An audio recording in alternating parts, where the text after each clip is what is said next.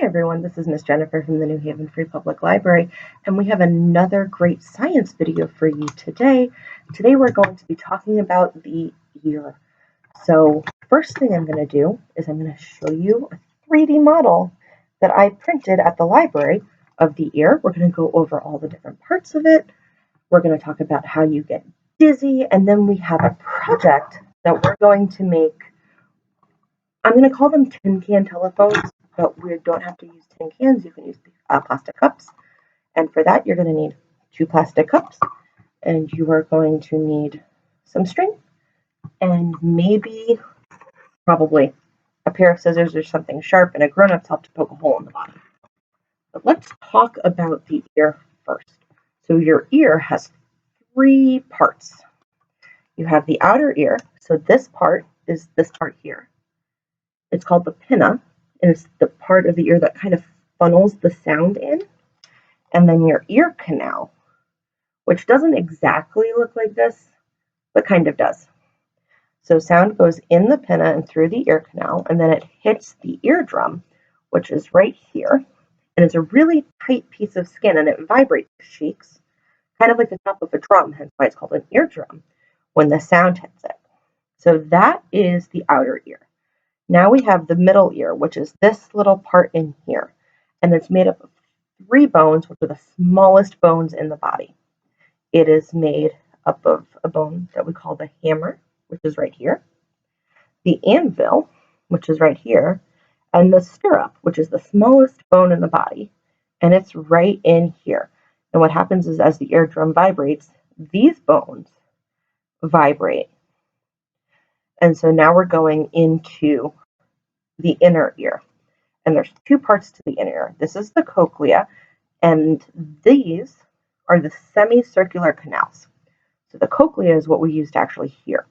So basically, as these vibrate, it causes vibrations in the fluid that is inside the cochlea. And also inside the cochlea are a bunch of little hairs. So as the fluid vibrates, the hairs move, and those turn into electrical currents that go to your brain. Now, the semicircular canals are also filled with fluid, and if you look, they're called semicircular canals because they look like half circles. And this is what helps us keep our balance. So if you spin around in circles a whole bunch of times, you know how you get dizzy? That's because the fluid in these semicircular canals don't stop moving at the same time that you stop moving. So like if you were to take a bottle, right? This is a bottle, and spin it like this, even though I've stopped spinning the bottle, the water's still moving. It's the same with these semicircular canals. So that's why you get dizzy. So sound goes in, and it's a wave. The sound wave causes this to vibrate, which causes the middle ear to vibrate, which causes the fluid in the cochlea to vibrate, which sends electrical impulses to your brain, and that's how you hear.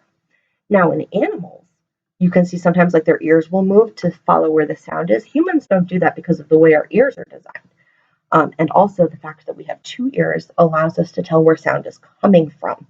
So we can tell if sound is behind us, to the left, or to the right, or in front, or above us, based on the fact that we're hearing it differently in each of our ears. So now we have our project. These are telephones, is essentially what we're making. So the way it works is you have the 2 cups, and we're going to put a string through the middle of them.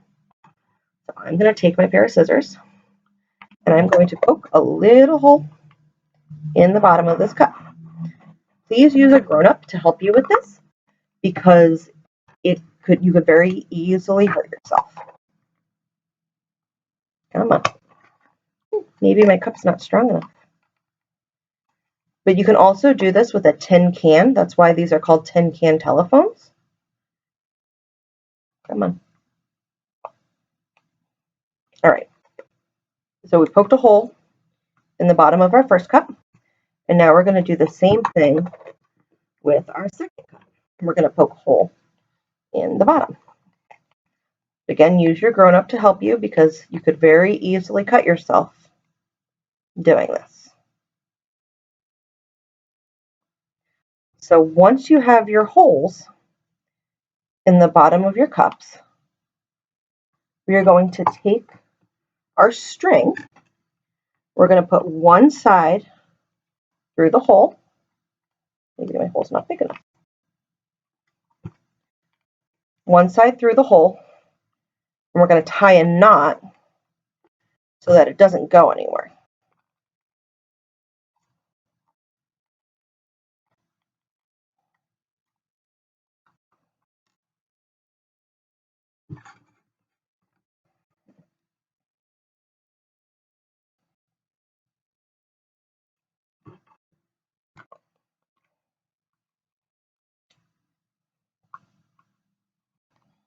And if you have trouble fitting it in, just make your hole a little bit bigger, but not too big. You don't want the string to fall out completely.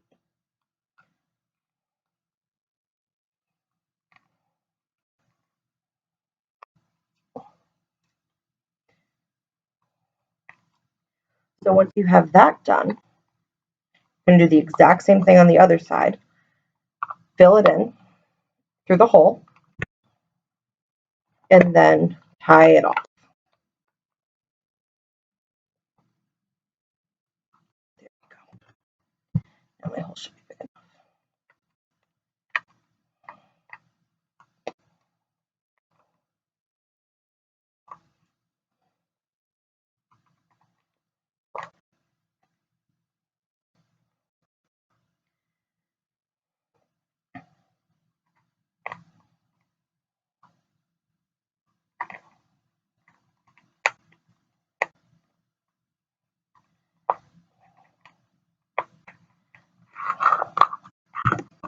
Alright, so see how I've got it through? We're just going to tie a knot. Hold on, so see how the string is not going to go anywhere? Same thing with the other one. And that's literally all you have to do. So, I have to make the hole a little bit bigger.